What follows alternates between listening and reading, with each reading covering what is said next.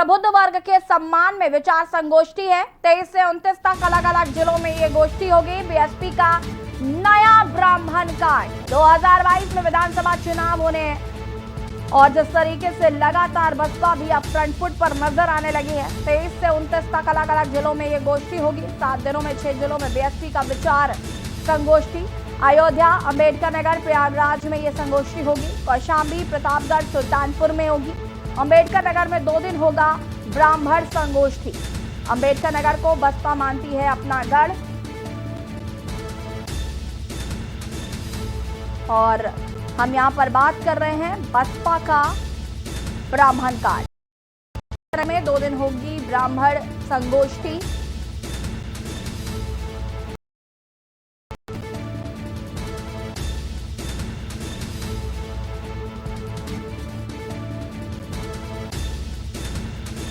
पहली संगोष्ठी आपको बता दें कि अयोध्या में होगी। सतीश चंद्र मिश्रा की अगुवाई में ये ब्राह्मण संगोष्ठी की जाएगी। 23 से 29 तक अलग अलग जिलों में गोष्ठी होगी और अंबेडकर नगर को अपना गढ़ मानती है बसपा। वहां पर 2 दिन ये ब्राह्मण संगोष्ठी होगी।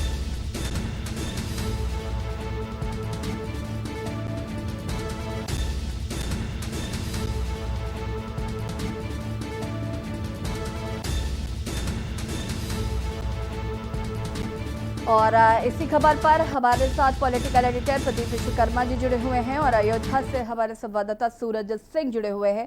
सबसे पहले सूरज आपके पास आएंगे क्योंकि ब्राह्मण संगोष्ठी का आयोजन है और सबसे पहले अयोध्या में होगा। इसको लेकर क्या कुछ जानकारी है, क्या कुछ तैयारियां की गई हैं? देखिए बिल्कुल आपको बता दूं कि आज जो है बसपा का जो ब्राह्मण संगोष्ठी का प्रोग्राम है वो आज जो बीएसपी के जो अयोध्या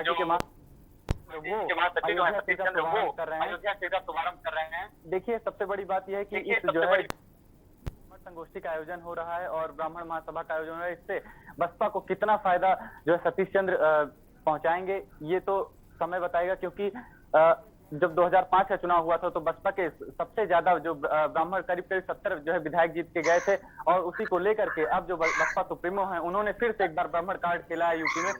और पूरे यूपी में जो है चाहे अयोध्या, प्रयागराज और कौशाम्बी, प्रयागराज ऐसे तमाम जिलों की बात करें तो वहां पर ये जो है ब्राह्मण महासभा होनी है और वहां पर सतीश चंद्र मिश्रा जाएंगे और ब्राह्मणों के साथ में सम्मेलन करेंगे। अब देखने वाली बात ये होगी कि सम्मेलन से बसपा को कितना फायदा होता है, क्योंकि कई बार पेड़ फल नहीं देते हैं लेकिन फल देते हैं। तो इस बार जो सतीश चंद्र का एक तरीके से कहें तो दौरा है या जो सभा कर रहे हैं उससे वो कितना फल पा सकते हैं या कितनी छाया पाएंगे ये तो आने वाला भविष्य बताएगा। लेकिन फिलहाल आज अयोध्या में जो उनकी जो है सभा है वो कहीं ना कहीं जो है जो बसपा के कार्यकर्ता है उसको बड़ा बनाने। सूरज आप हमारे साथ बने रहिए, आपसे अभी जानकारी लेंगे। प्रदीप जी भी हमारे साथ लगातार जुड़े हुए। प्रदीप जी आपसे जानना चाहेंगे, बसपा का ब्राह्मण कार्ड पर हम बात कर रहे हैं। 2022 में जिस तरीके से विधानसभा चुनाव होने हैं, बसपा अब फ्रंट फुट पर नजर आ रही है और अब बसपा ने ब्राह्मण कार्ड खेला शुरू कर दिया है और कहीं ना कहीं इससे पहले भी बसपा ने इस तरीके की जो गोष्ठियां की हैं।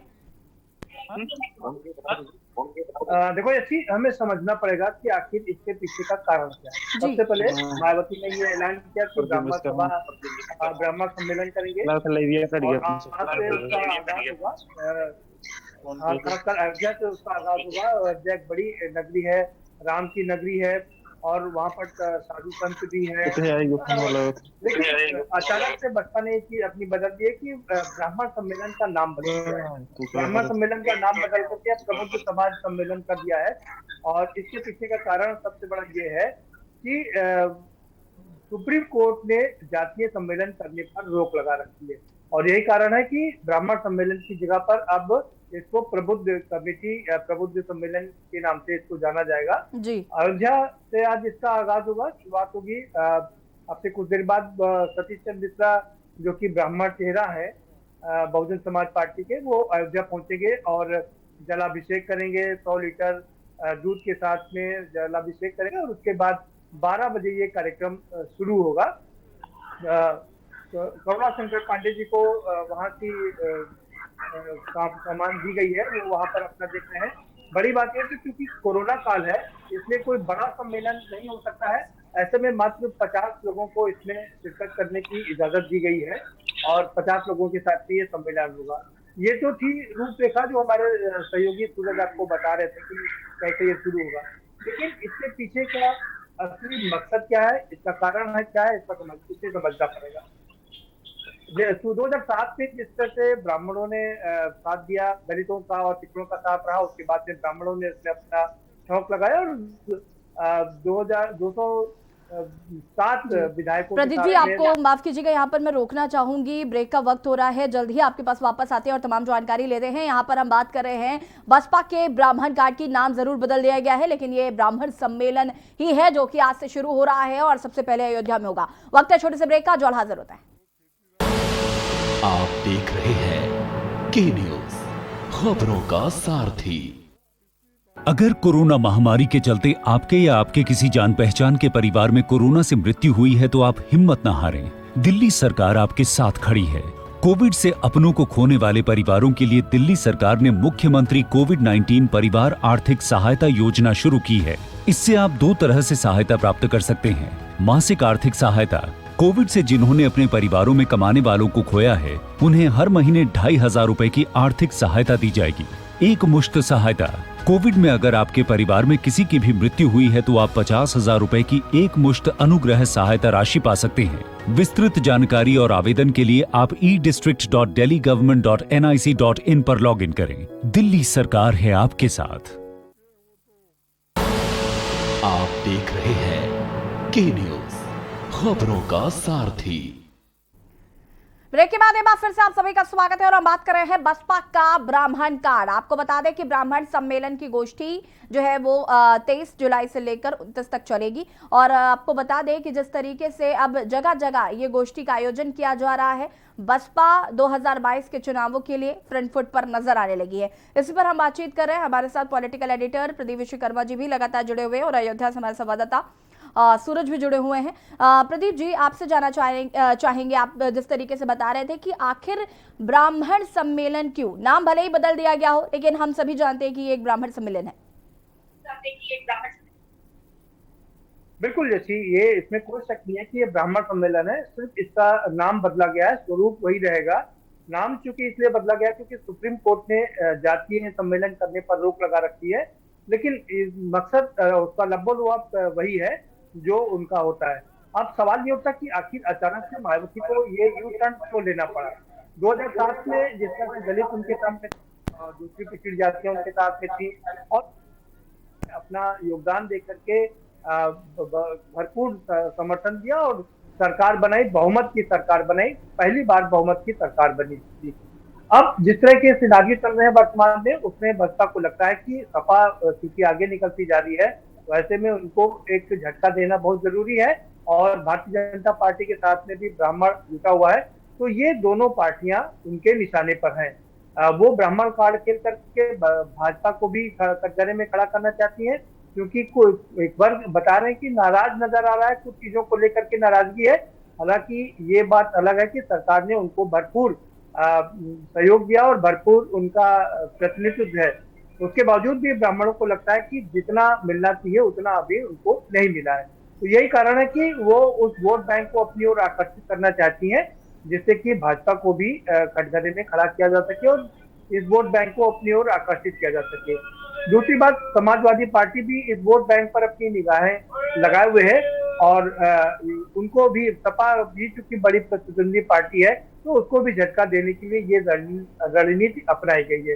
अब कितनी सफल होगी ये तो अलग बात है, लेकिन इस बात में कोई शक नहीं है कि ब्राह्मणों को लुभाने की आज से मुहिम शुरू हो गई है और सतीश चंद्र मिश्रा एक बड़े नेता है, ब्राह्मणों के बड़े नेता है, बड़े वकील भी हैं, लेकिन सवाल ये होता है कि वो ब्राह्मणों को कितना लुभा पाएंगे, ये देखना काफी दिलचस्प होगा। जैसे हम जरा सूरज का रुख कर लेते हैं, सूरज से जानकारी करते चले थे।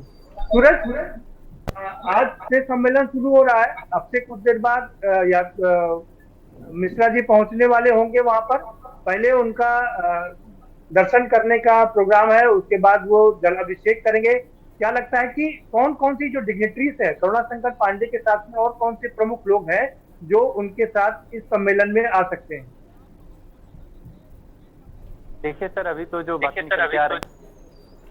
पहले आएंगे उसके बाद हो जाएंगे, जलाभिषेक करेंगे। वो रामलला के दर्शन भी करें और कई जो बड़े संत हैं, महात्मा हैं, उनसे भी मुलाकात कर सकते हैं। इसके बाद में तकरीबन 12 बजे ये जो अवंतिका में प्रोग्राम रखा गया है। यहाँ पर जो करुणाकर पांडे हैं, जो कि जनपद के बड़े नेता माने जाते हैं बसपा के, वो और जो जोनल कोऑर्डिनेटर हैं, अध्यक्ष हैं, ऐसे तमाम लोग जो है इसमें सम्मिलित होंगे। हालांकि जो प्रोग्राम है ये कोविड गाइडलाइन के तहत ही होना है, लेकिन ये 50 लोगों की अनुमति दी गई है। लेकिन कहीं ना कहीं मैं अभी गया था तो मैंने वहां देखा है जिस तरीके से लोग इकट्ठा हो रहे हैं, कहीं ना कहीं जो है एक तकरीबन भीड़ रहने की उम्मीद है और बड़ी भीड़ रहने की उम्मीद है। जी और प्रदीप जी, यहाँ पर मैं आपसे एक बात ये भी समझना चाहूंगी कि अंबेडकर नगर को अपना गढ़ मानती है बसपा, तो शुरुआत अयोध्या से क्यों?